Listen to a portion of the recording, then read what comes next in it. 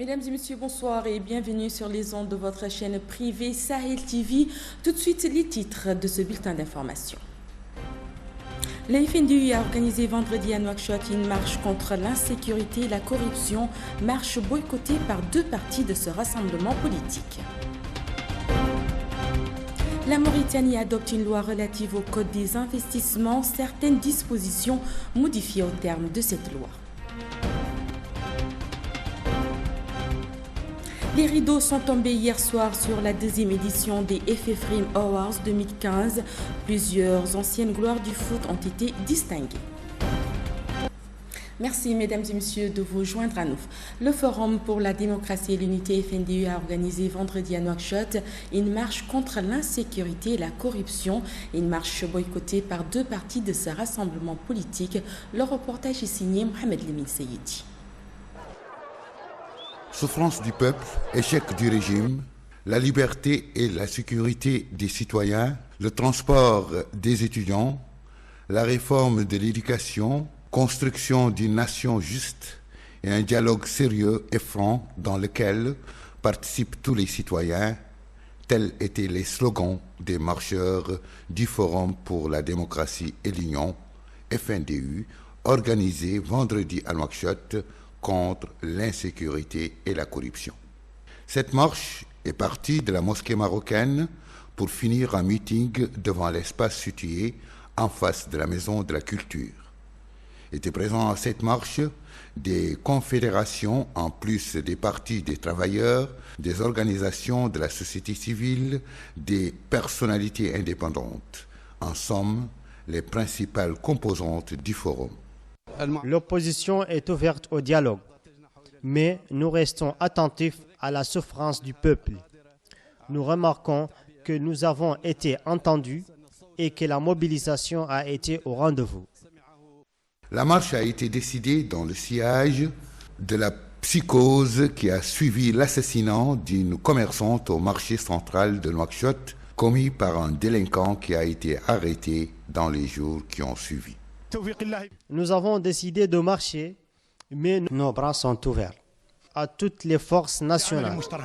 Cette manifestation a été boycottée par au moins deux partis appartenant au Forum. Le Rassemblement des forces démocratiques et l'Union pour l'alternance démocratique jugent que leurs compagnons ne représentent pas le FNDU à partir du moment où ils ont accepté de reprendre langue avec le pouvoir. Ils refusent depuis de participer aux activités du FNDU dont ils risquent de claquer la porte très bientôt. Le climat des investissements est défini comme l'environnement de politique économique, institutionnelle et comportementale présent et futur qui affecte la rentabilité et les risques associés aux investissements. C'est ce que cherche la Mauritanie par l'adoption de la loi numéro 2012-052 modifiant certaines dispositions portant code des investissements. Mohamed Mokhtar El-Mokhtar nous en dit plus. À l'issue du Conseil des ministres tenu jeudi dernier à Nouakchott, le gouvernement mauritanien a adopté un projet de loi visant à encourager davantage les investissements productifs à l'intérieur du pays, à travers le renforcement des avantages douaniers et fiscaux accordés aux investisseurs pendant les phases d'installation et d'exploitation des projets. Actuellement, tout nouveau projet d'investissement en Mauritanie nécessitant l'importation des nouveaux équipements, ces derniers seront exonérés des taxes douanières pendant les 3 premières années et pendant la phase d'exploitation. Quant aux recettes fiscales, les bénéfices de l'investisseur ne seront pas taxés pour les 8 dernières années.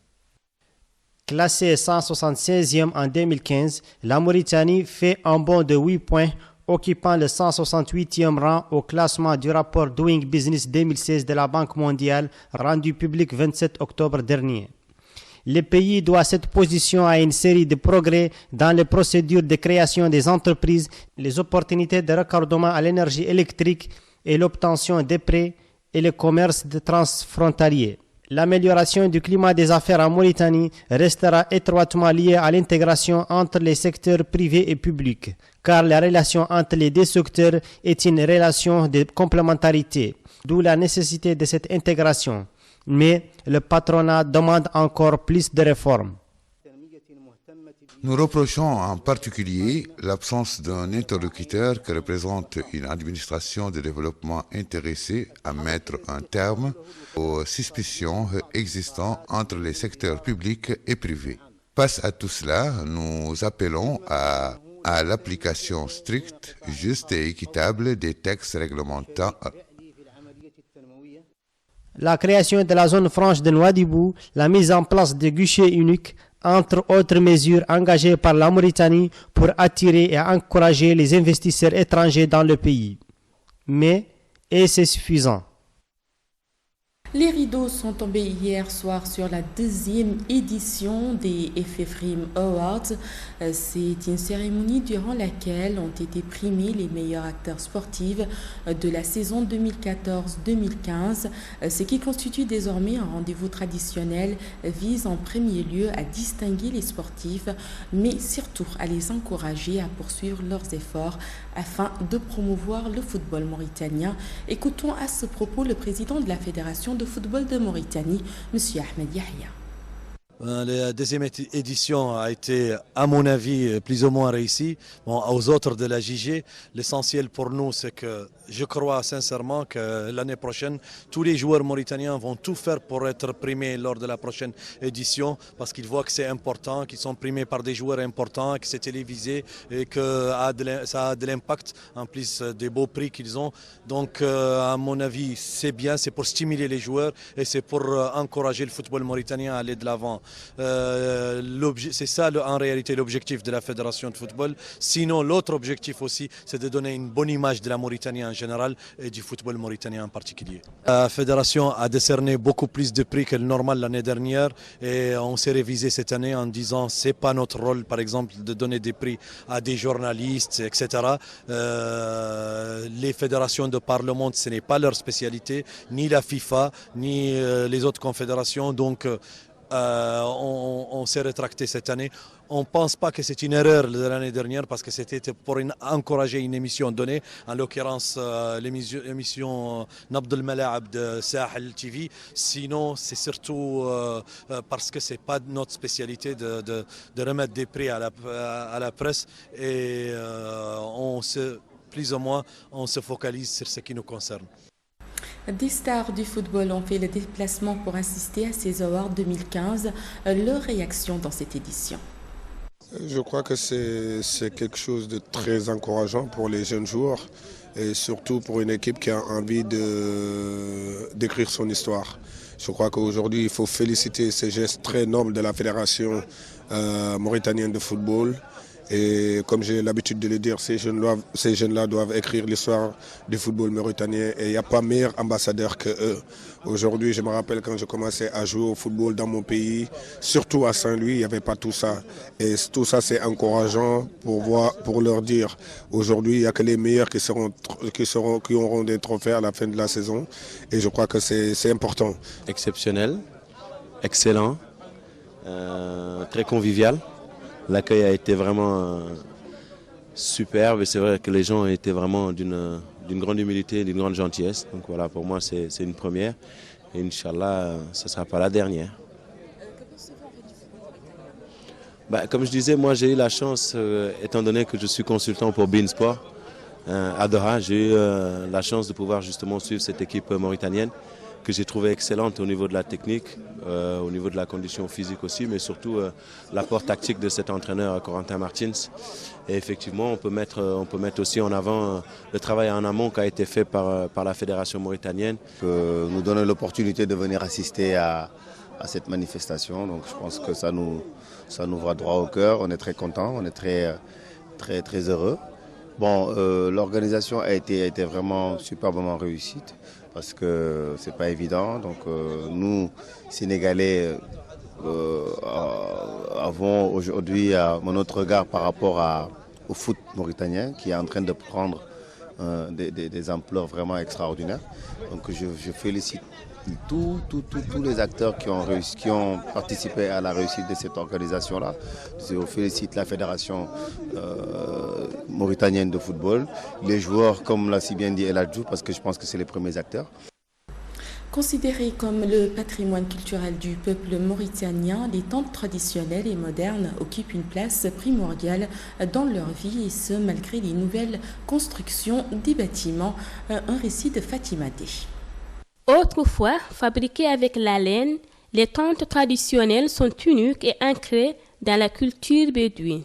Véritable habitat du désert, entièrement fabriquées à la main, ces tentes sont considérées comme les premières tentes confectionnées en Mauritanie. Elles sont l'identité d'un peuple, le symbole de liberté.